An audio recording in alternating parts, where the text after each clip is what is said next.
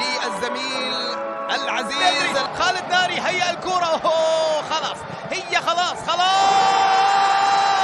قرأ الكرة وعدت، ظننا بأنها انتهت، لكن نهايتها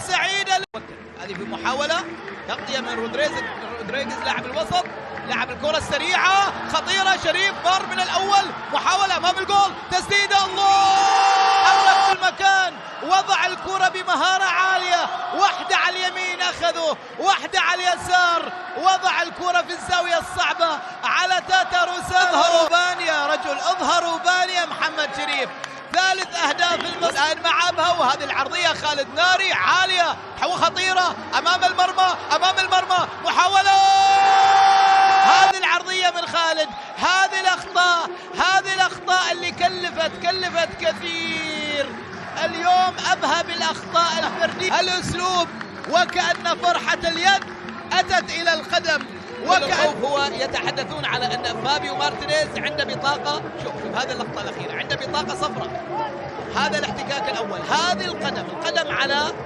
خطيرة بصراحة اللعبة يا فابيو مارتينيز على صالح الكويسي، هو عنده البطاقة الحمراء، البطاقة الصفراء الثانية. مارتينيز قبل جولتين خالد ناري تلقى البطاقة الحمراء، وفي هذه الجولة يتلقى هذا النجم البرتغالي البطاقة الحمراء. ليس عبد الاله الشمبري، تمريرة جميلة، محاولة، جول، هدف أول، هدف يا ولد.